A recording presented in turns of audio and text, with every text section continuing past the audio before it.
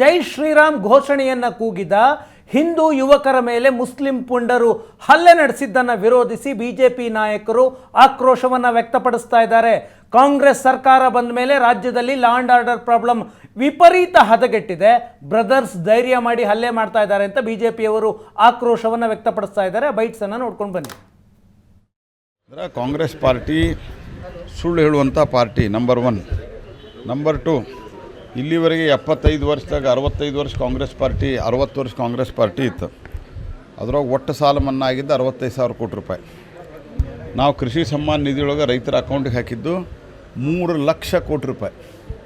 3 ಲಕ್ಷ ಕೋಟಿ ರೂಪಾಯಿ.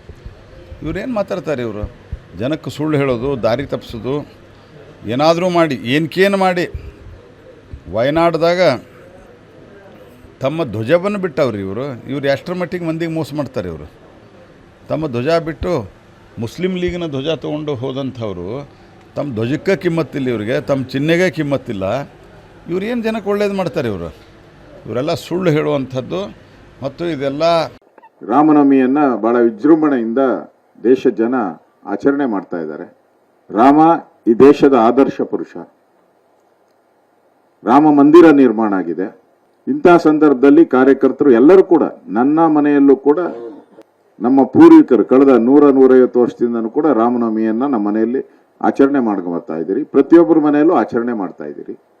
ಜೈ ಶ್ರೀರಾಮ್ ಅಂತ ಹೇಳಿದ್ಕೆ ನೀವು ಜೈ ಶ್ರೀರಾಮ್ ಅಂತ ಹೇಳಬಾರ್ದು, ಅಲ್ಲಾಹು ಅಕ್ಬರ್ ಅಂತ ಹೇಳಬೇಕು ಅಂತ ಹೇಳಿ ಧಮಕಿ ಹಾಕಿ ಕಾರನ್ನು ನಿಲ್ಲಿಸಿ ಒಡೆದು ಹಲ್ಲೆ ಮಾಡಿ ಬೆದರಿಕೆ ಹಾಕಿ, ಕೊಲೆ ಬೆದರಿಕೆ ಹಾಕಿ ಮಾಡಿರೋವಂಥದ್ದನ್ನ ನೋಡಿದ್ಮೇಲೆ ನಾವು ಹಿಂದೂಸ್ತಾನದಲ್ಲಿದ್ದೀರಾ ಪಾಕಿಸ್ತಾನದಲ್ಲಿದ್ದೀರಾ ಅಂತ ಡೌಟ್ ಶುರುವಾಗ್ಬಿಟ್ಟಿದೆ. ಕರ್ನಾಟಕ ಜೈ ಶ್ರೀರಾಮ್ ಅನ್ನೋದೇ ಈ ರಾಜ್ಯದಲ್ಲಿ ಅಪರಾಧ ಅನ್ನೋ ರೀತಿ ಕಾಣ್ತಾ ಇರೋದಂಥದ್ದು. ಇದೊಂದು ರೀತಿ ಬಹುಸಂಖ್ಯಾತರನ್ನ ಈ ಸರ್ಕಾರ ಕಡೆಗಣಿಸುವಂಥದ್ದು. ಪದೇ ಪದೇ ಸಿದ್ದರಾಮಯ್ಯ ಹೇಳ್ತಾನೆ ನನ್ನ ಹೆಸರಲ್ಲೇ ರಾಮ ಅಂತೇಳಿ. ಈಗ ಜೈ ಶ್ರೀರಾಮ್ ಅಂತ ಕೂಗ್ದವ್ರಿಗೆ ಕೂಗ್ಬೇಡಿ ಅಂತ ಹಲ್ಲೆ ಮಾಡಿದವ್ರ ಮೇಲೆ ಸಿದ್ದರಾಮಯ್ಯನವ್ರು ನೀವೇನ್ ಕ್ರಮ ತೆಗೆದುಕೊಂಡಿದ್ದೀರಾ? ಗೂಂಡಾ ಆಕ್ಟ್ ಹಾಕಿದ್ದೀರಾ ಅವ್ರ ಮೇಲೆ?